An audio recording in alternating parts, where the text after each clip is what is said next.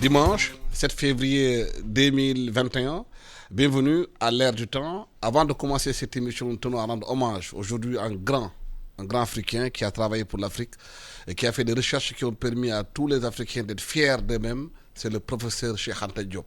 C'est aujourd'hui le 7 février que Cheikh Anta Diop est retourné auprès du Seigneur, de son Dieu. Mais Cheikh Anta Diop, avant de partir, a donné la fierté à beaucoup d'Africains. Et si aujourd'hui les travaux de Cheikh Anta Diop avaient été poursuivis et suivis, peut-être que l'Afrique ne serait pas dans une situation de dépendance aujourd'hui, que la pandémie a montré que cette Afrique qui devait se libérer du joug coloniaux et du joug des Français, de tous les coloniaux, est encore entre les mains, on ne dit pas ça assez, du néocolonialisme qui dit pas son nom. La mondialisation, comme disait l'autre, c'est l'autre façon de faire la colonisation. Merci donc, monsieur, d'avoir accepté l'invitation. Nous sommes donc avec Ahmad Soumaré, spécialiste de l'intelligence économique, et Mamadou Wan Dimao, sociologue. Merci, monsieur, d'avoir accepté notre invitation. Aujourd'hui, nous allons parler de ce qui se passe au sud du pays. Depuis quelque temps, l'armée du Sénégal est en train de faire un ratissage au sud du pays avec les bases de MFDC. Depuis l'installation de Macky Sall au pouvoir, beaucoup d'espoir avait été nourri pour une paix définitive en Casamance. La Casamance renoue avec la violence aujourd'hui, avec l'armée qui ratisse large vers la frontière bissau-guinéenne. Mamadou Wandi Mao, pourquoi le conflit casamancé est l'un des plus vieux conflits au monde? 40 ans, jusqu'à présent, on n'arrive pas à trouver la solution.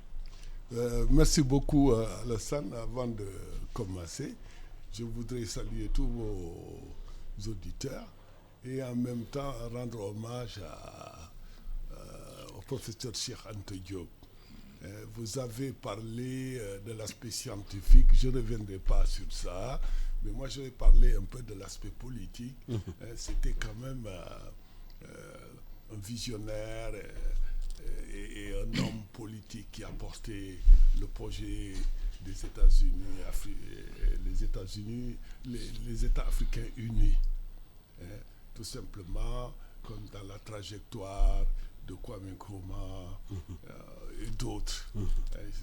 Vraiment, je salue ce côté politique parce que sans l'État, sans l'instrument politique, même la recherche restera à la traîne. Donc pour moi, le projet politique, c'est un message fort de Cheikh Anta Diop est d'actualité. Maintenant, pour répondre à votre question, moi je pense que la crise en Casamance, elle dure. C'est l'un des plus vieux conflits au monde. Et je pense qu'on est dans une situation de pourrissement. Et ce pourrissement, à mon avis, ne favorise pas la fin d'un conflit. Un conflit se règle de manière politique ou de manière militaire.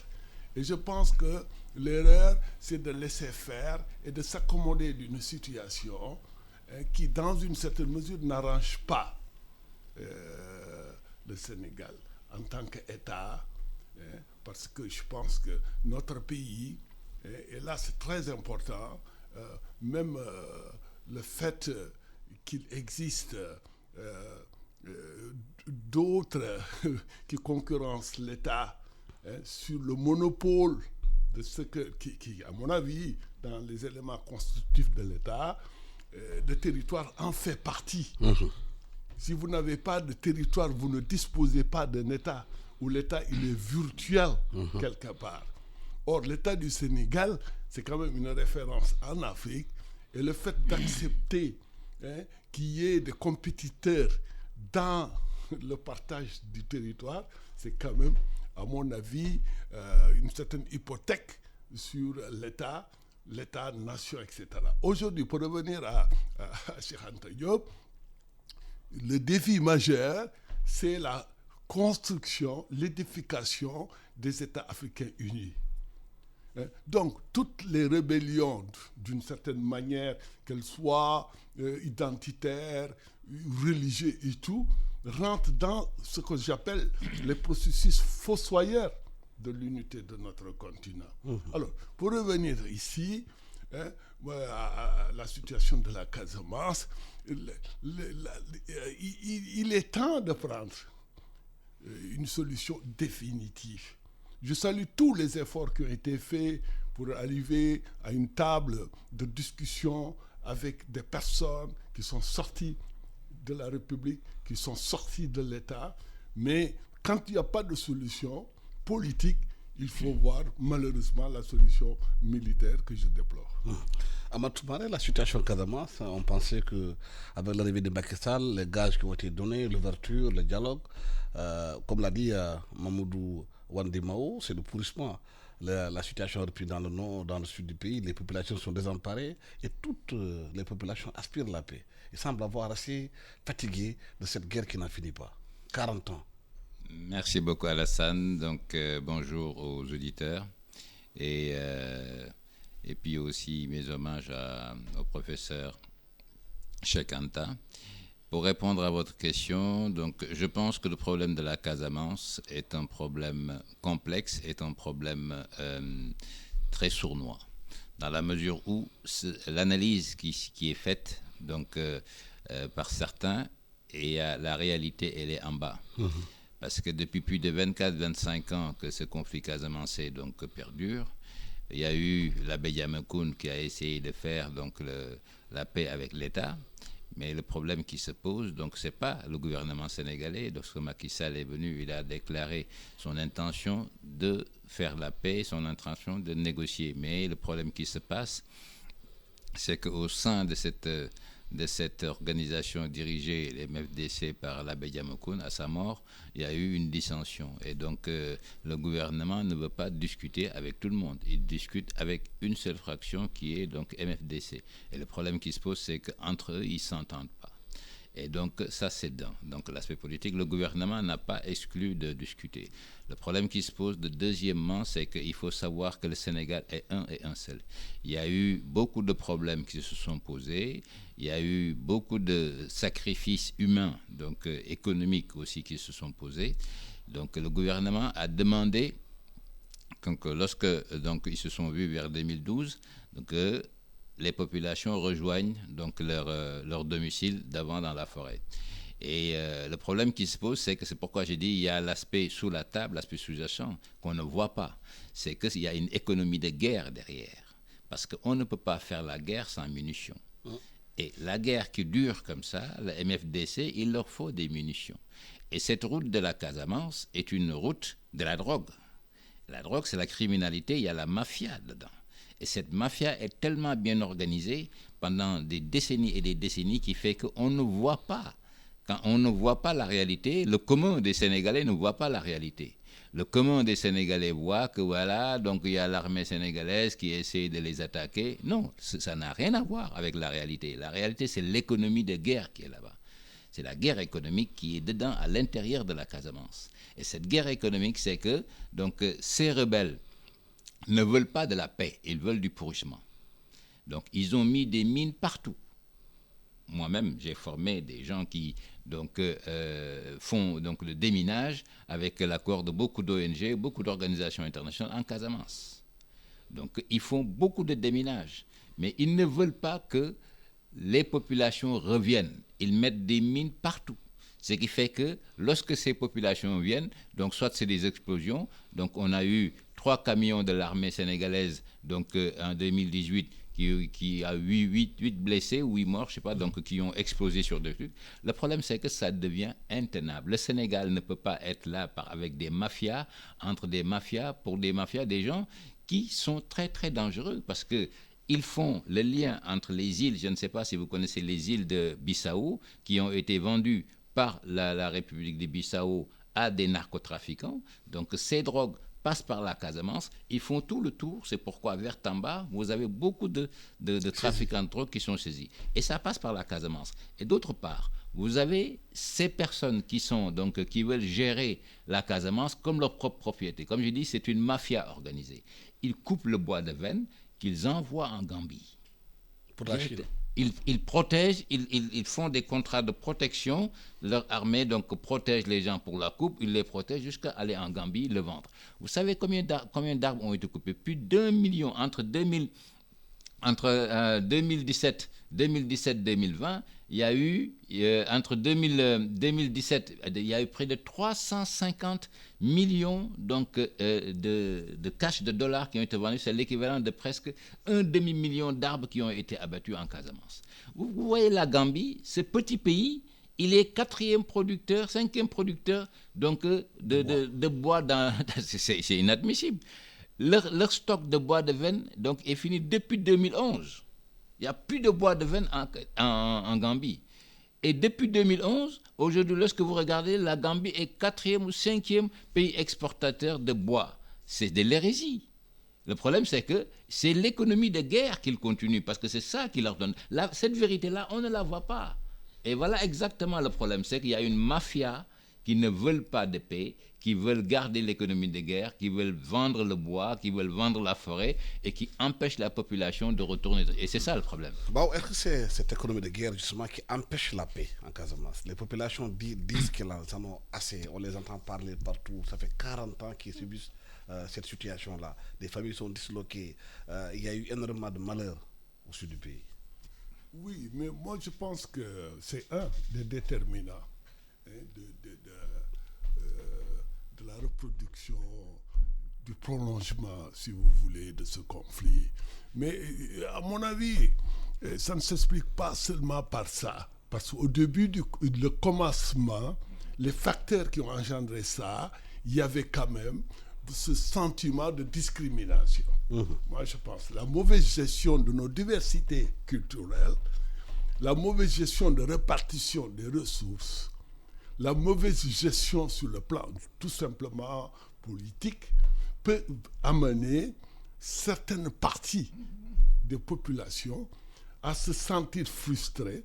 Et peut-être que ces populations ne basculent pas dans la violence contre l'État, mais certains peuvent utiliser ça pour aller vers cette rébellion contre l'État. Ou bien il y a eu aussi des politiciens qui ont manipulé la question pour se positionner dans des sphères de l'État aussi.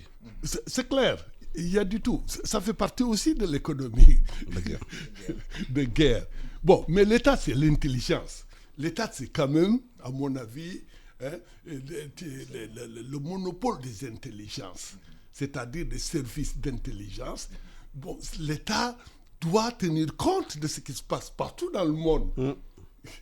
Les conflits se nourrissent de l'économie de guerre. En Amérique latine, c'est pareil. Le phénomène djihadiste, c'est pareil. Si vous analysez, bon, le Sahel, je prends l'exemple du Sahel. Même quand vous prenez ce qu'on appelle les djihadistes, vous prenez le nord du Mali, mais ce sont des anciens trafiquants qui se sont convertis en djihadistes, entre guillemets. Bon, entre guillemets. Mais la réalité est là. Il y a des hommes armés qui ont des armes, quelle que soit la connotation idéologique qu'il y a. La réalité sur le terrain aujourd'hui, l'État du Mali a perdu une partie, ou en tout cas a eu à perdre une partie de son territoire. De son territoire. Donc pour revenir, à mon avis, sur cette économie, l'État du Sénégal devait savoir que plus la situation perdure, ce que j'appelle le pourrissement, la non-solution politique, plus il y a des chances qu'effectivement certains tirent profit de cette situation, de l'absence de l'État. Est-ce que le pourrissement, c'est une tactique de gestion du conflit aussi? Bien sûr. Ça peut être. Mais comme vous dites, quand ça dure dans le temps, ça pose des problèmes. On peut, à un moment donné, jouer sur le pourrissement, mais pour créer une situation de rapport de force. Mais on ne laisse pas un conflit 40 ans pourrir. Et le pourrissement, ça veut dire, attention, on leur a laissé des bases. Bien sûr. Les premiers accords, etc., on les a laissés. Mais justement, la fois dernière, ce qui s'est passé, c'est que plusieurs bases ont été reprises aux bandes armées. Non, mais c'est ce que je veux dire. Mais la question va se poser. Bon, peut-être qu'ils ont des possibilités de repli ailleurs. Bon, parce qu'il y a d'autres États qui sont à côté. heureusement que peut-être il y a quand même la Guinée-Bissau, la Gambie, aujourd'hui, sur le plan politique, qui sont beaucoup plus à même de participer à une stratégie de sécurisation, dans une certaine mesure. Mais moi, ce que je pense, véritablement, c'est un problème de fond politique qui a été mal géré. On ne laisse pas une situation pourrir sans une solution. Tout conflit entraîne soit une solution politique, soit une solution militaire. Il y a eu une partie de solution politique et une partie de solution militaire. Mais en laissant une partie du territoire à des bandes armées, on a laissé cette situation qu'il a très bien découvert. Moi, j'ai travaillé pour une organisation internationale. J'ai été là-bas. On a beaucoup travaillé sur la gestion des crises, la gestion, et on a développé pas mal d'approches. La gestion pacifique des conflits et tout ça. Je connais cette situation-là. Je ne veux pas rentrer trop parce que je veux rester dans ma posture d'analyse politique. Dans la posture d'analyse politique, il y a eu quand même, il faut le dire, des échecs dans les négociations parce qu'il n'y a pas aboutissement à une solution politique. Et la seule solution politique, c'est que le Sénégal retrouve sa souveraineté sur l'ensemble de son territoire, mais quitte à tenir compte de revendications. Mais est-ce que la nouvelle configuration sous-régionale peut aider le Sénégal à aller vers la paix dans cette situation, ou bien à terminer le conflit avec le nouveau président Guinée-Bissau qui est favorable au Sénégal, Mbalo Sissoko, Barrow aussi, où le Sénégal a participé à évincer Yaya Jammeh, qui était considéré comme étant l'un des pions du MFDC en Gambie. Oui, Yaya Jammeh, donc... et un pion, donc, et c'est lui qui a déstabilisé beaucoup plus. Parce que le changement de régime peut être une... Le changement de régime y est, donc, et c'est pourquoi je dis qu'aujourd'hui, je ne parle plus du passé, pour moi c'est fini. On ne sera plus dans ce problème en Casamance, c'est fini. Parce que le gouvernement dit qu'il va discuter, mais il discute avec qui? Est-ce qu'il doit discuter avec l'autre Sané ou est-ce qu'il doit discuter avec Badiane? Ils ne s'entendent pas entre eux. On ne discute pas avec tout le monde. Le problème qui se pose, depuis la mort de Diamacoune, il n'y a plus d'interlocuteurs. Chacun tire des trucs de son côté. Le problème, il est là. Donc, d'autre part, l'aspect régional a changé. Les configurations, les pions ont changé. Donc, Jammeh créait des zones où les gens pouvaient se replier. Je me rappelle, il y a des années, je leur avais dit que le Sénégal a eu trop de patience. Il devait bombarder à l'intérieur, là où ils se sont cachés en Gambie, parce que ce sont ces personnes, sur ces 4 sociétés qu'ils détiennent avec le Romain, donc ces 4 sociétés, Westwood, donc c'est Westwood, donc la société qui appartient donc avec le Romain et trucs, c'est eux qui faisaient le trafic de bois de veine. Donc il les sauvegardaient parce que ce sont ses intérêts. Donc ça c'est fini. La Guinée-Bissau, c'est pareil. Donc le nouveau gouvernement ne sont pas pour donc ces velléités de poser des problèmes. Ce qui fait qu'aujourd'hui, le Sénégal ne pouvait pas à chaque fois taper dessus parce qu'il n'y avait pas de guerre militaire. Il y avait une guerre asymétrique.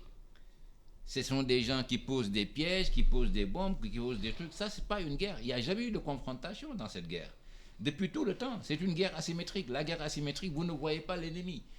Il est partout. Je viens donc en bas de l'immeuble, je pose un truc, je m'en vais. Vous ne voyez pas l'ennemi. Et c'est ça qui fait qu'il n'y a pas de guerre de confrontation. Et aujourd'hui, maintenant, du fait qu'on les a tous cantonnés dans la négociation, on sait où est-ce qu'ils sont. On a des positions satellites. On sait exactement où ils sont. Mais le problème qui se pose, c'est que ce sont des gens qui ont eu l'habitude de l'argent facile, qui ont eu l'habitude de cartélisation, qui ont eu l'habitude, donc qui ne veulent pas que les choses changent. Et c'est ça qui fait qu'aujourd'hui, j'ai dit qu'il n'y a plus de guerre maintenant. Oui, parce que beaucoup estiment que paradoxalement, plus l'État investit en Casamance, plus les rebelles s'enrichissent, car les entreprises payent aux rebelles pour pouvoir travailler et les coûts sont augmentés. Ça, c'est vers la région de Guinchor et consorts. Mais ça, c'est fini à partir de maintenant. Et c'est la raison pour laquelle le gouvernement en a profité. Parce que les populations aujourd'hui, de cette décision de l'État, les populations sont totalement à 100% d'accord avec cette section, parce qu'il y a eu trop d'insécurité. Et ce problème qui se pose, on ne peut pas être dans un nom de no man's land. Et les gens sont d'accord, parce qu'ils voient que le gouvernement du Sénégal veut faire, la Casamance ne veut pas rester en retard. il y a eu beaucoup d'investissements, il y a eu beaucoup de choses qui ont été faites. Ils l'ont vu de leur propre yeux. Cette propagande qui leur disait que oui, les Sénégalais du Nord et tout ça, c'est fini. Les gens n'y croient plus. Et qu'à partir de là maintenant, ces raquettes, comme je disais, c'était la mafia, parce que c'est la mafia qui agit comme ça. Quand vous allez en Italie, c'est pareil, c'est la raquette avec ses entreprises, avec ses droits que vous payez, avec ses droits pour pouvoir vous donner l'autorisation de couper le bois, l'autorisation donc de vous encadrer jusqu'à votre arrivée. Tout ça, c'est de la mafia, c'est de la cartélisation. Et ça, c'est fini. Et le gouvernement a profité maintenant de cette brèche, étant donné qu'il n'y a pas de discussion avec un interlocuteur unique, étant donné que maintenant, ils ne veulent pas que les populations retournent. Ils ont tué 2 gamins et que c'est là maintenant, ils font le ratissage. Et ce ratissage, ce sont des gens qui n'ont pas d'armes.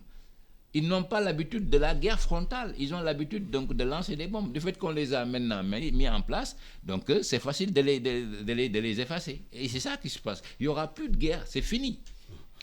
Mais le paradoxe dans cette histoire de la Casamance, c'est qu'on a dit qu'il y a une nouvelle configuration sous-régionale. On constate qu'en Guinée-Bissau, il y a eu la coupure, la rupture des replis, la base de repli des rebelles n'est plus possible avec Bissau. Mais la Gambie, les gens semblent qu'il y ait un double jeu au niveau de la Gambie parce que le bois de veine quand même coupé est vendu en Gambie toujours. Oui, non, malgré la présence de Barrow. Absolument, mais bon, mais je mets un peu de bémol, même par rapport à la Guinée-Bissau, parce que ce n'est pas la première fois qu'un régime politique soit beaucoup plus proche du Sénégal. Je pense qu'il y a eu, comment il s'appelle? Il joue un double jeu. Non, l'autre. Nino Vieira? Non, pas Nino Vieira, celui qui est venu après Nino Vieira, qui avait le bonnet tout le temps là. J'ai oublié son nom. Celui qui a perdu les élections. Non, il y a quelqu'un qui après qu'il y a eu le conflit avec le général Assoumana Mané. Oui, celui qui était président après. Justement, bon, bref, à mon avis, du temps de Wade déjà, je pense qu'il y avait cette situation favorable par rapport, je parle de la Guinée-Bissau, qui refusait qu'une partie de son territoire soit le sanctuaire entre parenthèses des rebelles. Mais pour revenir sur la Gambie peut avoir la volonté politique, mais les enjeux économiques peuvent entraîner que malgré la volonté politique, les réalités économiques rattrapent. C'était Kumbayala, le fameux Kumbayala. Voilà, exactement. Avec son bonnet rouge. Voilà. Merci beaucoup. Déjà du temps de Kumbayala, on avait cette situation, ce contexte favorable. Bon, maintenant, en Gambie, même si aujourd'hui la situation politique est beaucoup plus favorable au niveau stratégique entre le Sénégal et mais les raisons économiques peuvent faire que la Gambie joue un double jeu. Exactement. Un double jeu pour préserver ses intérêts. Mais les intérêts économiques de la Gambie... Vitaux. Exact. On sait que c'est un État, pas un État... Bon, on sait très bien qu'aujourd'hui, ceux qui tiennent les rênes économiques ont intérêt sur toute cette mafia qui est autour des coupes de bois, comme vous venez de le dire. Donc il faut, à mon avis, pondérer un peu. Parce qu'un régime aussi doit sa survie grâce à sa capacité économique en fait de satisfaire les besoins et les intérêts de ceux qui ont ce qui aujourd'hui constitue... De ces oligarchies. Oui, exactement. Mais je pense qu'il y a beaucoup plus un problème de moyens humains. Parce que la Gambie, avec sa volonté, n'avait pas les moyens humains parce que la frontière, elle est vaste. Non, je suis d'accord, mais c'est juste pour faire des analyses au niveau des principes politiques. Mais là, aujourd'hui, c'est fini parce que le principal exportateur, CGM, c'est le principal exportateur, donc qui est un Anglais, a décidé de ne plus exporter. Mais toujours la coupe de bois continue. Oui. Ça nourrit cette mafia. La coupe de bois, la coupe de bois, si ça continue et c'est pas exporté. Oui, mais d'accord, mais je veux dire... Ça ne sert à rien. Ils ne couperont plus de bois parce que le bois ne partira pas. Et ce bois, et aujourd'hui, si vous voyez le cartel qu'il y a derrière, c'est des Chinois qui sont derrière. Quand vous voyez donc les gens qui font parce que tout ce bois est exporté vers la Chine. Tout ce bois est exporté vers la Chine. Le problème qui se pose, que ça soit le bois ou l'or, les Chinois, c'est comme ça. S'ils veulent des choses, ils utilisent des gens, des Sénégalais, qui vont faire le nécessaire, ils les payent, ils s'en vont. Et ça, c'est fini. Parce que maintenant, lorsque vous coupez du bois, vous venez en Gambie. Le bois est interdit maintenant d'exportation. Et depuis le mois de mars-avril, qu'est-ce que vous allez faire? Oui, non, si vous permettez, si vous me permettez, c'était juste pour introduire quand même une variable, cette variable d'intérêt économique qui peut être pesée sur la balance. Peut peser, même s'il y a plus souvent, comme vous dites, il y aura d'autres. Il y aura d'autres, à mon avis. L'offre sera là. C'est une activité criminelle internationale. Mais il ne partira pas. La coupe des forêts. Mais bon, moi, je ne veux pas rester trop sur ça. Je veux juste faire, par exemple, attirer votre attention sur cette variable économique qui peut être un facteur de reproduction de cette guerre. Et ensuite, vous dites que la guerre aujourd'hui, c'est le terrorisme. La crise du leadership politique de ces groupes armés fait qu'aujourd'hui, il y a l'éclatement des groupes. Il y a beaucoup de factions. Il y a beaucoup. Ce sont finalement, les généraux sont partis, et maintenant c'est des seigneurs de guerre. On l'a vu. C'est pourquoi je dis l'État, c'est l'intelligence. On a vu des conflits pareils. Il faut que dans notre stratégie aussi, qu'on pense aux conflits pareils en Amérique latine. Mais c'est même plus profond, parce qu'il y a une remarque qui a été faite ici au Sénégal. Quand il y a eu un moment où une société française n'a pas pu avoir accès à la prospection du pétrole, il y a eu une télévision française qui a interviewé bizarrement Salif Sadio, et dans la semaine, ils ont obtenu leur licence pétrolière. Mais absolument. Non, mais absolument. Ça fait partie des stratégies. Non, mais absolument. Mais c'est juste pour dire que la crise de leadership politique de ce groupe, qui au départ avait une revendication de type politique, entre guillemets, d'indépendance et tout, disparaît au fur et à mesure. Ça ne devient que le prétexte pour maintenant revenir, puisqu'ils ont vu que ça rapporte. Ils ont vu que ça rapporte énormément à partir des activités. C'est la transformation d'un idéal de lutte, même si c'est utopique et tout ce que vous voulez, en activité criminelle. Et ça, il faut que l'État tienne compte de ça. Et ça va être de plus en plus difficile. C'est comme aujourd'hui la situation du terrorisme. Ouais. C'est comme vous avez fait l'intelligence économique. Tantôt, on parlait d'une société française qui est dans le pétrole, qui voulait exploiter et n'a pas eu une licence. On a vu que la semaine où une télévision française a fait une interview de Salif Sadio, la semaine qui suit, Thierno Alassane Sall a été viré et ils ont obtenu leur licence de pétrole. Et ça aussi, ça fait partie de l'intelligence économique et communicationnelle des États qui veulent mettre la pression sur le Sénégal. Parce que l'intelligence économique, il y a 3 paramètres. On a l'aspect veille, de voir ce qui se passe. On a l'aspect, tout ce qui est sécurité, et l'aspect influence. Et le Sénégal, je pense qu'à l'intérieur, avec ce problème de la Casamance, lorsque les Français, ce qu'ils font, ils gèrent leurs intérêts. Ils gèrent leurs intérêts. Mais les Sénégalais, c'est à eux aussi de gérer leurs intérêts et d'assurer leur sécurité. Et dans ça, donc de ce côté-là, je pense que ça soit Salif Sadio ou César Atoubadian ou d'autres lieutenants qui ne veulent pas être dans ces 2 zones, ce qui fait qu'on est dans le tohu-bohu. Et chacun maintenant essaie de développer son économie de guerre, ce qui fait qu'on ne sait plus qui fait quoi. C'est la raison pour laquelle je disais que les intérêts du Sénégal ne sont pas les intérêts des étrangers. Parce que les étrangers savent exactement, donc peut-être qu'il y a des paramètres qu'ils ne maîtrisent pas, qu'il y a ce conflit, je vais piquer là où ça fait mal pour pouvoir essayer de raviver le problème de la Casamance. Mais je vous dis aujourd'hui, avec certitude, que ce problème de la Casamance, dans 1 an, 2 ans, il n'y en aura plus de problème de la Casamance. Ce ne sera pas l'État sénégalais qui va le résoudre, mais ce sont les Casamancés eux-mêmes, parce qu'ils en ont marre. Ils en ont marre. Le problème qui se pose, et ils voient la réalité, ils voient les investissements, ils voient tout ce qu'on leur disait que, oui, les gens du Nord, du truc, c'est fini ça. C'est tout à fait fini. Et c'est ça que j'ai dit qu'aujourd'hui, on est on est en train de prendre un virage et que les intérêts du Sénégal, nous savons et nous devons les préserver. Les intérêts des étrangers, eux, ils font ce qu'ils veulent. Mais, comme j'ai dit, que c'est à nous de savoir préserver notre sécurité et maintenant de faire cette info. Comme vous le disiez tout à l'heure, de respecter notre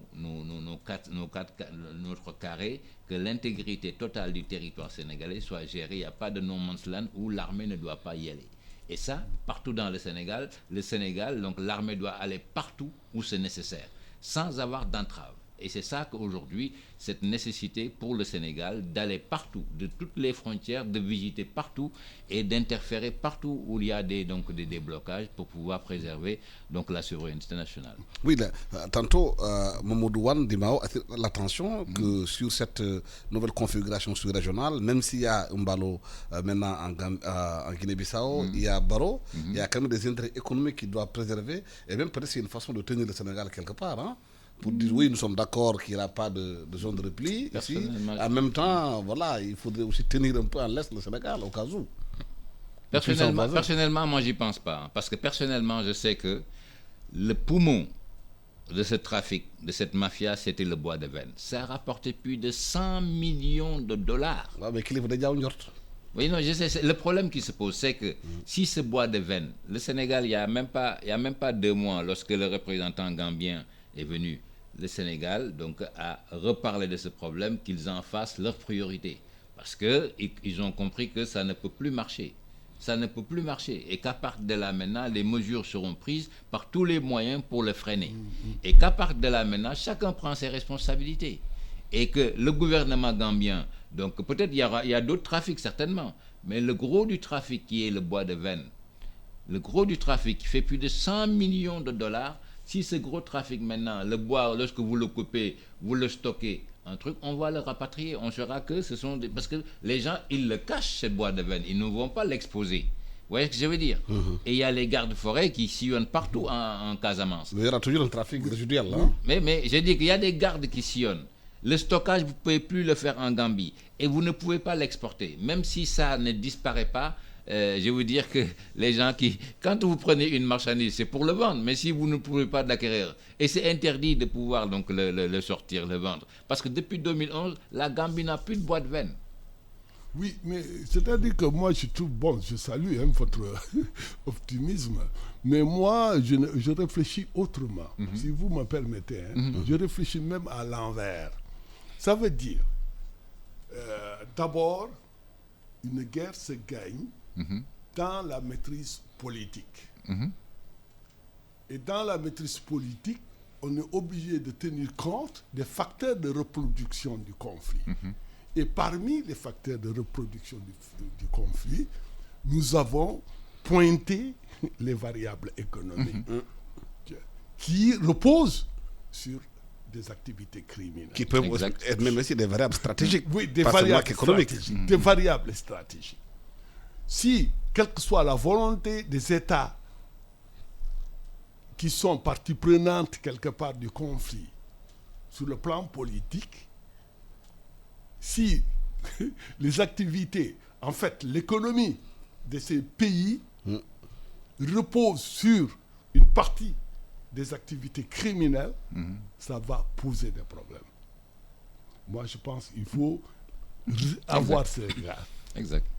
Deuxièmement, qu'est-ce que l'État va faire? C'est une réalité qu'il n'y aura plus de leader charismatique politique capable d'unifier l'ensemble des forces de dissidence, si vous voulez. Maintenant, si cette hypothèse se présente, qu'est-ce que l'État doit faire? C'est une réflexion stratégique. On ne peut pas ne pas réfléchir. On ne peut pas dire que bon, il n'y a plus diamant, etc. Je n'aime pas citer trop les noms, mais il n'y a plus de leader politique. Le mouvement, il est éclaté. C'est une réalité. Le mouvement, il est éclaté. C'est une réalité que le mouvement n'a jamais eu la capacité de guerre de mouvement. Ils utilisent des techniques de guérilla. De guérilla. Guérilla rurale, guérilla, etc. Et on a ces modèles dans le monde. Il y a eu les théories des foyers insurrectionnels. On l'a vu, des modèles qui sont partis. Des FARC, oui, Colombie. Oui, qui sont partis de la... Bon, je donne l'exemple, peut-être que ça n'a rien à voir. Mais moi, j'ai appris beaucoup. J'ai beaucoup appris. Par exemple, sur le modèle, je ne veux pas citer, mais en tout cas, le modèle locaux, c'est-à-dire focaux, c'est-à-dire un foyer insurrectionnel avec une petite avant-garde et qui se déclenche et à fur et à mesure qui fait tache d'huile. Mais ici, peut-être, vous avez dit, je suis d'accord avec vous, les populations n'adhèrent plus, peut-être n'ont jamais adhéré, en tout cas, peut-être une seule partie, mais on n'a plus besoin de l'adhésion des populations. Vous pouvez être un petit groupe de rien du tout et prendre des villes comme Gao, prendre des villes comme, je donne un exemple, Tombouctou, alors que c'était parti de quoi? D'anciens trafiquants, de Marlboro, je veux prendre l'exemple de Mokhtar Ben Mokhtar. Donc, à mon avis, il faut que l'État calcule ça. Aujourd'hui, tu n'as pas besoin d'avoir des milliers et des milliers d'hommes armés. Vous avez de petits groupes armés qui déposent ici des bombes et vous créez une situation. Absolument. Donc, on est obligé de tenir compte de tout ça. Est-ce que, je n'ai pas dit que l'État ne tient pas compte, mais j'ai dit que si on est arrivé à cette situation, c'est que il y a eu pourrissement. Il y a eu ni paix ni guerre. Et cette situation de ni paix ni guerre, elle est très dangereuse. Elle est propice à tous les abus. Je rappelle que vous suivez L'Air du Temps, qui reçoit aujourd'hui Amath Soumaré, spécialiste en sciences économiques, et Mamadou Wandi Mao, sociologue. Le deuxième point de notre débat, c'est la rencontre qu'il y a eu aujourd'hui, depuis hier, de l'Union africaine, des présidents africains qui ont tenu au sommet. Il y a eu beaucoup plus d'élections que de le vaccin, on en a parlé. Mais beaucoup ont estimé que les chefs d'État africains n'ont pas abordé la question de fond. Financer les recherches pour que l'Afrique puisse elle-même produire ses propres vaccins. Amath Soumaré. Je pense qu'au niveau politique, comme je dis, parfois ils sont en déphasage complet avec la réalité du monde. Parce que quand on voit ces organisations de l'Union africaine, même ce que les États font à titre individuel vont plus loin que l'Union africaine dans sa stratégie. C'est ça le problème, c'est que moi je me pose la question, l'Union africaine, ça sert à quoi ? Une Union africaine, ça doit avoir une stratégie globale qui veut dessiner tout ce qui se passe. Il devait prendre à bras le corps le problème de cette pandémie, le problème des vaccins, pour essayer donc d'éradiquer des stratégies louables. Mais on n'entend pas du tout l'Union africaine dans ça. Chaque pays se démerde tout seul. Et c'est ça que je me pose comme question, parce qu'on a des organisations qui sont là comme si c'est des personnes qui n'ont pas du tout d'utilité et ils sont là que pour faire de la représentation. Ils n'ont aucun acte concret sur des stratégies viables aujourd'hui. Dans cette pandémie, on a des problèmes de stratégie, par exemple, tout ce qui concerne le positionnement au niveau sanitaire. Je n'entends pas du tout. Chaque pays se démerde tout seul. Je n'entends pas de stratégie sanitaire que l'Union africaine dire voilà la pandémie. Donc l'axe sur l'aspect, on a eu des problèmes. On a vu qu'avec la pandémie, beaucoup de pays n'ont pas de respirateurs ou de lits chauds. C'est un problème énorme. Essayer d'harmoniser les choses, mais rien du tout. Ils sont là que pour faire de la politique, de parler pour rien dire et de ne pas apporter de solutions. C'est lamentable d'avoir donc un nouveau président qui est élu, mais qui n'a même pas de stratégie, qui ne propose rien ni sur les vaccins, ni sur la pandémie, ni sur rien. Il parle que de politique politicienne, et donc je pense qu'on finira par avoir vraiment se lasser de cette façon de faire la politique, surtout aujourd'hui, parce qu'on est dans une société cognitive aujourd'hui, dans une société intelligente. Les gens, donc on ne leur raconte pas n'importe quoi pour être là sur place. Il faut les convaincre et ce que vous dites, ils les écoutent, ils les analysent parce qu'ils sont 2 fois plus experts que vous. Le problème qui se pose, c'est ça. Aujourd'hui, moi, je ne comprends personnellement pas donc, comment on peut élire un président qui peut parler au nom de toute l'Afrique et qu'on a des problèmes de pandémie dans certains pays comme l'Afrique du Sud et consorts, et le gars, il parle d'autre chose. Le problème de vaccin, il n'en parle pas. C'est ça que je ne comprends pas du tout. L'utilité même de ces organisations, si des problèmes se posent, ils ferment les yeux ou ils parlent d'autre chose. Mao, l'Union africaine qui s'est réunie depuis hier, les questions ont été beaucoup plus politiques, sinon politiciennes, que sur la guerre pour avoir le vaccin. Parce qu'on parle du Sénégal, qu'on aura vers mi-février 1 million, mars 1 million et quelques 300 000 doses de vaccins, alors que la recherche fondamentale qui fait que les États sont indépendants n'a pas été abordée. Oui, mais Alassane, vous allez m'excuser, mais je vais être vraiment assez dur. C'est-à-dire que moi je pense que l'Union africaine a perdu son projet politique. De l'OUA à l'Union africaine, il y a une déperdition de projets politiques unificateurs. C'est-à-dire, et nous souffrons de leadership politique. À mon avis, ce n'est pas le président le président, non, je veux dire, non, celui qui a été réélu hier. Tu sais qui dit? Non. C'est le Tchadien. Le Tchadien. Mohamed, c'est le secrétaire général. Le secrétaire général, c'est pas lui. C'est différent. Lui, il est technique, il est administratif. C'est pas lui, oui. C'est d'abord les chefs d'État. Les chefs d'État eux-mêmes. Et je regrette, on n'a plus les Haïlé Sélassié. Ouais. On n'a plus les Kwame Nkrumah. On n'a plus ce discours politique autour d'un projet. Même le discours politique, il doit être ancré sur un projet. Quel est le projet de l'Union africaine sur le plan politique? Par exemple, dire que nous allons, en une génération, mettre en place les États-Unis d'Afrique. Avec une stratégie évolutive. Peut-être que, comme vous dites, nous ne pouvons pas tout de suite y aller, mais au moins s'il y a des secteurs sur lesquels tout de suite, par exemple, la souveraineté. santé, je donne comment reconquérir. La santé, c'est un secteur de souveraineté. Et on ne manque pas de ressources humaines. Absolument. Ni ressources financières.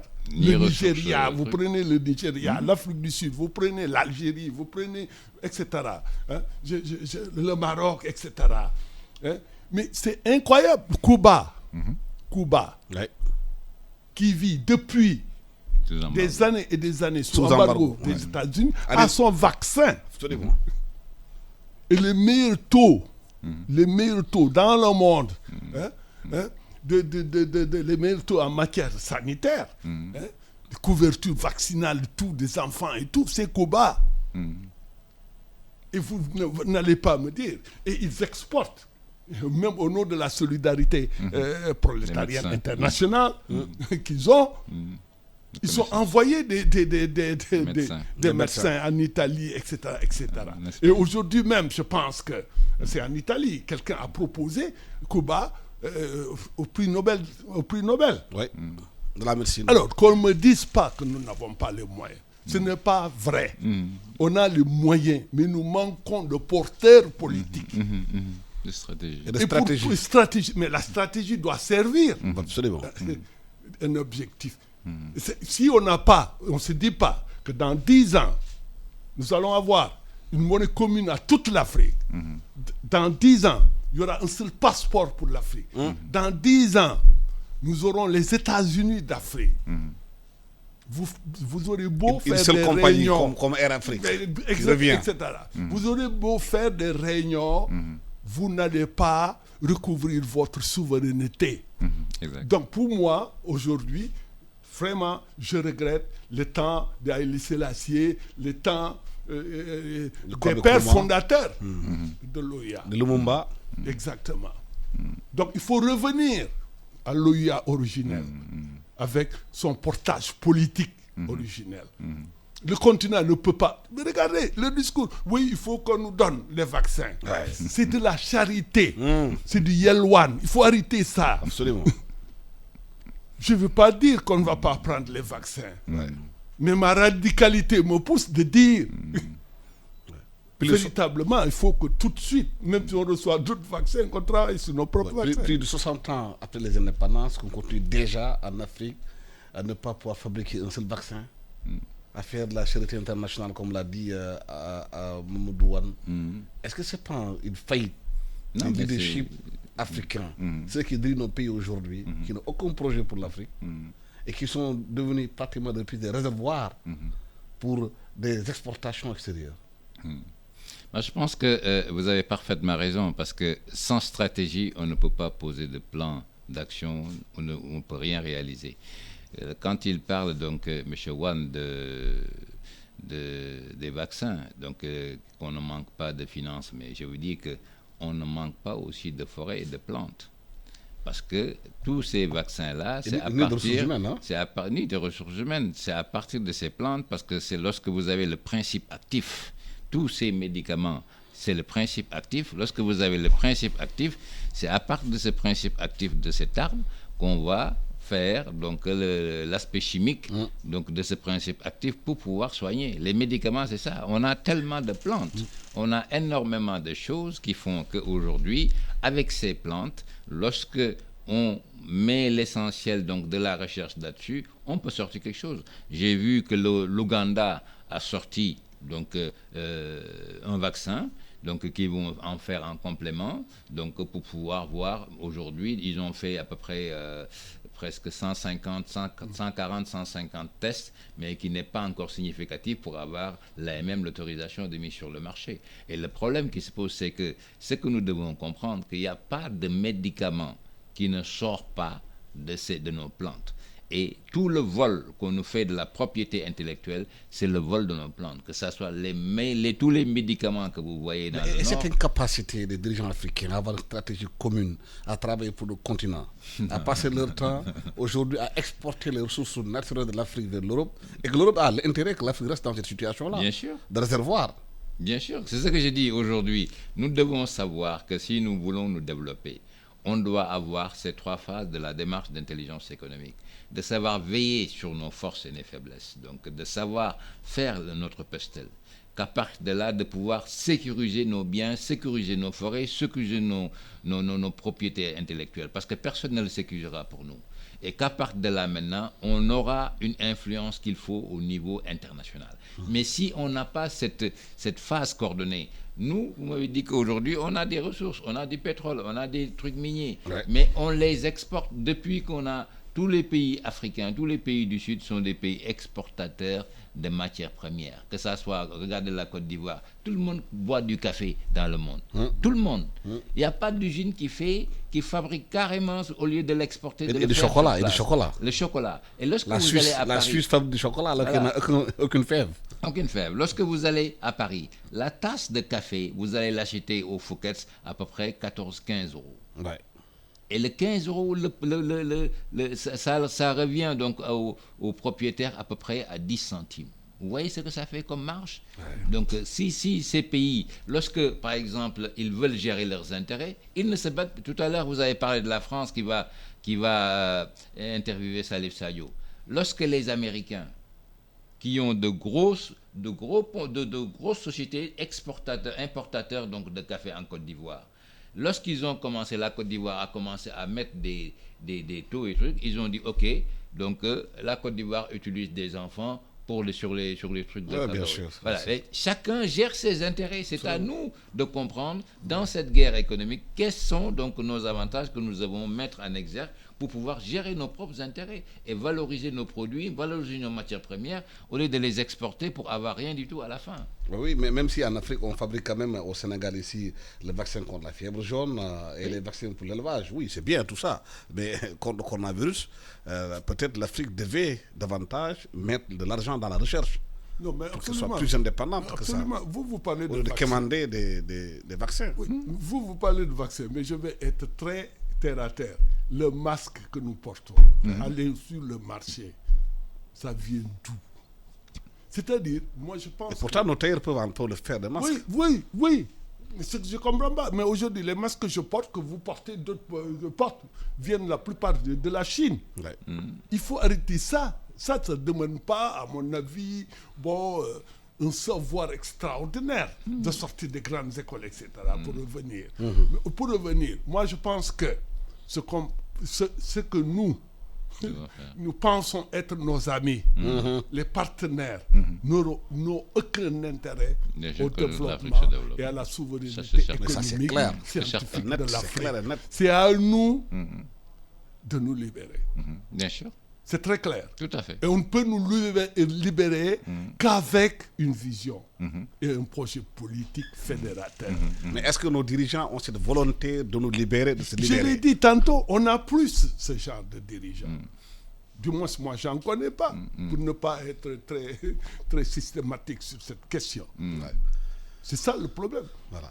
Je veux rebondir aussi sur, par exemple, ce que vous venez de dire sur le travail des enfants. Le travail des enfants, à mon avis aussi, il faut le condamner, quel que soit le contexte culturel, le contexte du pays. Absolument. C'est pas aussi que nous, nos économies, on continue à utiliser une main-d'œuvre taillable et corvéable à merci. Comme ça se fait au Sénégal depuis quelque temps. Ouais. Il faut condamner le travail des enfants, quel qu'il soit des daras, qu'ils soient partout. C'est à condamner. Les enfants ne sont pas faits pour travailler pour des adultes qui dorment. C'est ça le malheur de notre pays. Merci infiniment à Mamoudou Wan Di Mao. Merci aussi à Ahmad Soumaré d'avoir été avec nous sur l'émission L'Air du Temps. Je rappelle que Faki est le président de la Commission de l'Union africaine et Tshisekedi est le président entrant de l'Union africaine qui est différent de la Commission. Absolument. Merci, bon dimanche à tous. Merci.